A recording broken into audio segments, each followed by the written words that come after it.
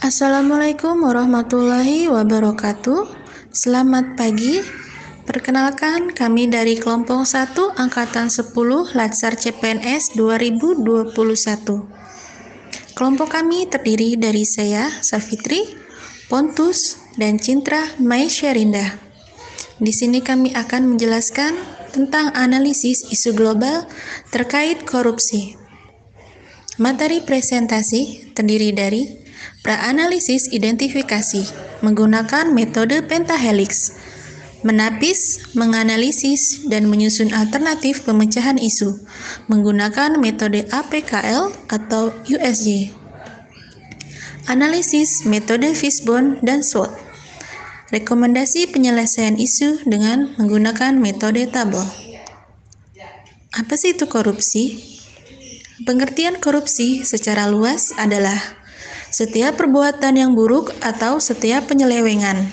Namun, dalam perspektif hukum, tindak pidana korupsi adalah tindak pidana sebagaimana dimaksud dalam Undang-Undang Nomor 31 Tahun 1999 tentang pemberantasan tindak pidana korupsi, sebagaimana telah diubah dengan Undang-Undang Nomor 20 Tahun 2001 tentang perubahan atas Undang-Undang Nomor 31 Tahun 1999 tentang pemberantasan tindak pidana korupsi.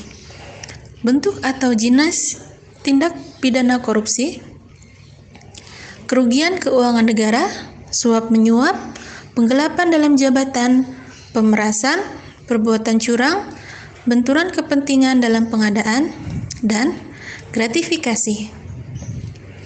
Penyebab korupsi terdiri dari beberapa teori, yaitu teori korupsi Robert Kitgal CDMA teori.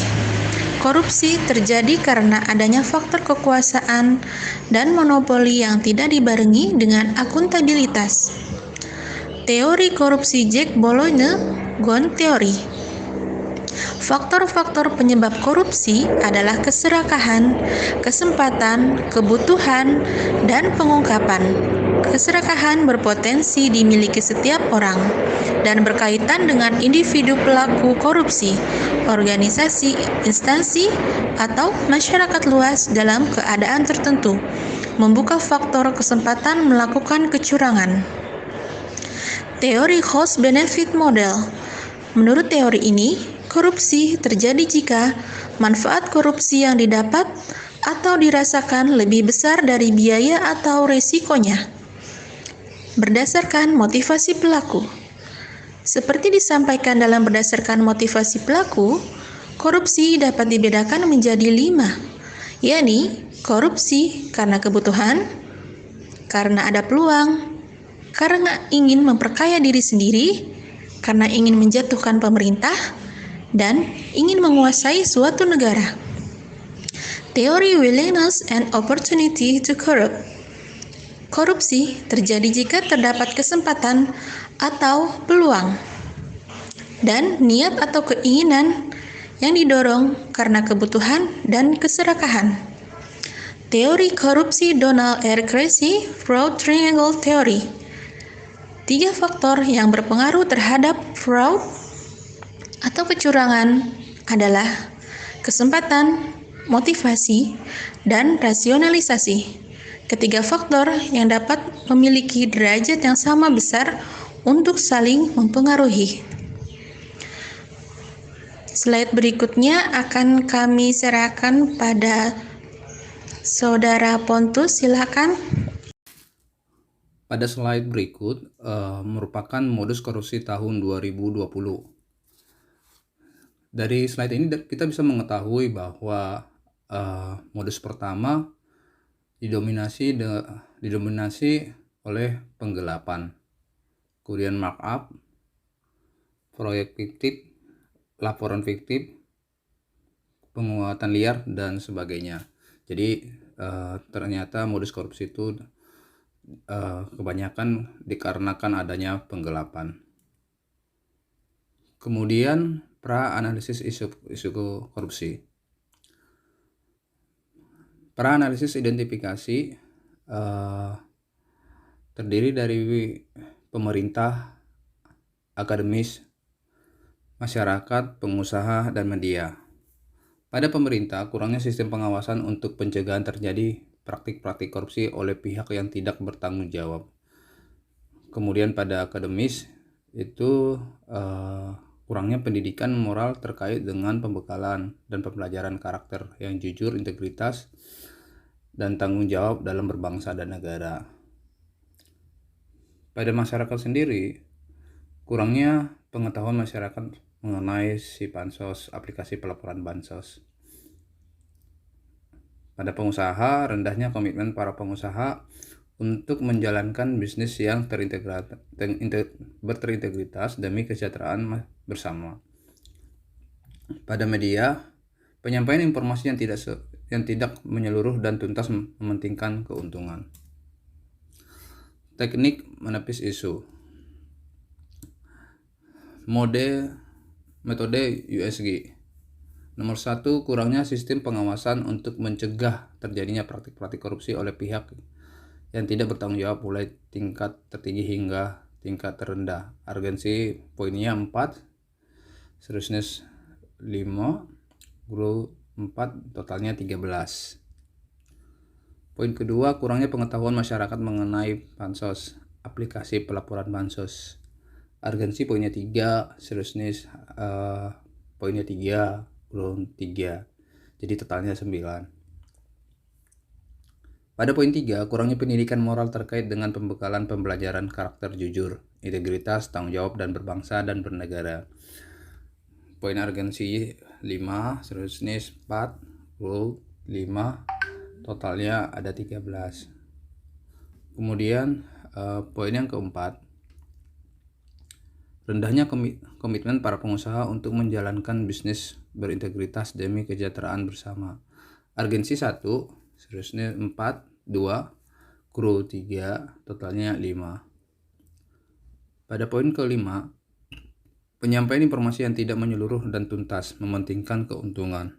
Urgensinya 2, seriousness 1, grow 1, jadi totalnya ada 14. Maaf, 4.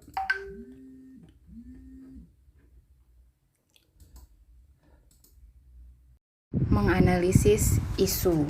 Menganalisis isu ini adalah dimana kita beranalisa masalah-masalah yang terjadi mengenai penyebab dan juga akibat dan tahap-tahap perihal korupsi yang dilakukan. Metode dari Fishbone itu adalah bagian metode dari korupsi, analisa korupsi individu. Dari individunya sendiri, psikologinya itu ada sifat serakah, kurangnya rasa integritas, anggapan bahwa korupsi bukan hal yang aneh dan berkembangnya kegiatan korupsi. Kurangnya rasa integritas ini adalah merasa bahwa yang penting saya benar, yang penting saya bisa memperkaya diri tanpa melihat atau tanpa merasa akan ada pihak yang dirugikan. Karena banyaknya sekali kasus korupsi, dan memang kasus korupsi ini untuk di Indonesia sangat banyak, inilah beranggapan bahwa korupsi ini bukan hal yang aneh begitu. Lalu dari segi organisasinya sendiri itu kurangnya keteladanannya seorang pemimpin. Jadi pemimpin tersebut tidak menggalakkan, tidak ada punishment yang ketat, hanya sekadar menghimbau seperti itu. Lalu manajemen yang tidak terbuka dan tidak transparan perihal laporan keuangan yang masuk, adanya anggaran atau dana-dana simpanan atau cadangan, ada alternatif segala macamnya. Dan ketidaktegasan juga dalam melakukan atau memberlakukan peraturan yang tadi diinformasikan, bisa dengan tidak adanya punishment yang ketat, hanya sifatnya menghimbau saja, atau apabila apabila ditemukan kasus korupsi didiamkan seperti itu. Dan kurangnya juga penyelesaian problem solving dari korupsi yang sudah ada begitu. Lalu analisa dari SWOT, dari kekuatan, peluang, kelemahan, dan tantangan. Kekuatan itu kinerja KPK, Komisi Pemberantasan Korupsi, yang cukup optimal karena sudah banyak kasus korupsi yang terungkap. KPK ini sudah sangat menurut kami KPK sudah sangat integritas, di mana sudah banyak sekali kasus-kasus korupsi yang terungkap. Walaupun dari kasus-kasus tersebut yang terpecahkan, masih banyak juga kasus-kasus yang masih perlu diungkap seperti itu. Dan opportunity-nya, peluangnya, tingkat kepekaan masyarakat yang tinggi terhadap kasus korupsi. Kelemahannya membutuhkan waktu yang lama untuk memberantas, karena yang tadi terkaitan dengan kekuatan KPK itu sendiri. Saking banyaknya korupsi, banyak yang terungkap, tapi banyak juga yang belum terungkap. Nah, ini rasio perbandingannya juga cukup banyak. Kelemahannya adalah karena membutuh waktu banyak, birokrasi yang terlalu panjang, seperti itu. Tantangannya, pemberantasan korupsi yang harus dari akar-akarnya. Jadi kalau hanya lapisan atasnya saja, tapi akarnya tidak, itu akan tumbuh lagi, seperti itu. Rekomendasi penyelesaian dari isunya adalah kalau dianalisa dari SWOT, dari kelemahan dan juga kekuatan, tantangan, dan peluang yang ada, rekomendasinya adalah membangun integritas mulai dari awal, pendidikan sejak dini, apa itu korupsi, apa itu mencuri, dan juga punishment yang ditegakkan tersebut sangat ketat, begitu. Jadi ada ketakutan tersendiri mengenai kasus perbuatan korupsi ataupun mencuri, penyelewengan seperti itu. Dan juga setiap ada punishment itu pasti ada reward. Jadi misalnya diberikan penghargaan dengan pegawai-pegawai yang teladan seperti itu. Jadi memotivasi juga kepada pegawai-pegawai untuk tingkatkan integritas. Isu korupsi dari metode USG itu kurangnya pengetahuan masyarakat mengenai si pansos, aplikasi pelaporan bansos tersebut, begitu. Jadi masyarakat tersebut kurang mengetahui karena tidak ada transparansi. Seharusnya sebaiknya maksudnya itu bisa disiarkan di TV, misalnya bansos yang dikelola oleh Menteri Sosial gitu, per jam sekian sudah sekian, yang masuk adalah dari siapa dan siapa, anggaran berapa, itu bisa disiarkan di TV sehingga masyarakat Indonesia bisa tahu dan bisa melihat transparansinya seperti itu. Berikut juga misalnya pengeluarannya, pembeliannya apa gitu, itu bisa dibuktikan gitu, karena kan itu milik bersama dari rakyat untuk rakyat. Kurangnya pendidikan moral terkait dengan pembekalan dan pembelajaran karakter jujur, integritas, tanggung jawab, berbangsa dan bernegara. Jadi pendidikan moral ini karena sama-sama ada kekurangan, sehingga ada masyarakat juga yang tidak peduli, ada juga yang pelaku dari si korupsi ini juga tidak suka seperti itu. Maksudnya tidak menyadari bahwa pentingnya karakter jujur, integritas, tanggung jawab, dan berbangsa bernegara itu penting sekali, sehingga sama-sama dari keduanya kurang peka, begitu.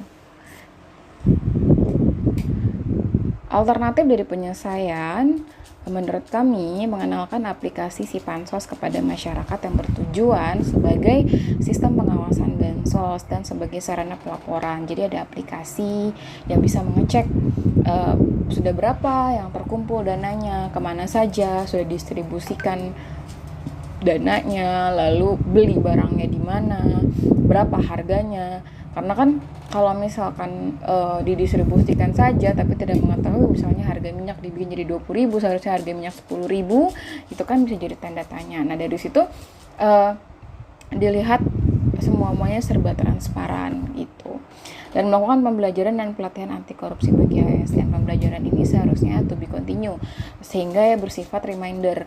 Jadi tidak hanya pada saat awal masuk saja dihimbau, tapi juga terus sambil BPK, Badan Pemeriksa Keuangan Negara, itu juga kan ada audit juga, ada pemeriksaan juga.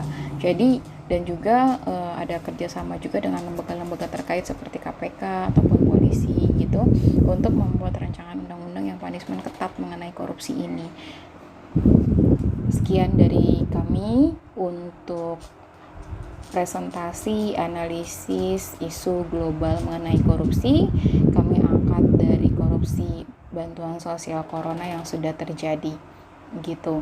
Semoga hal ini dapat bermanfaat untuk kita semua agar kita menjadi calon atau ASN yang berintegritas dalam berbangsa dan bernegara. Terima kasih. Assalamualaikum warahmatullahi wabarakatuh.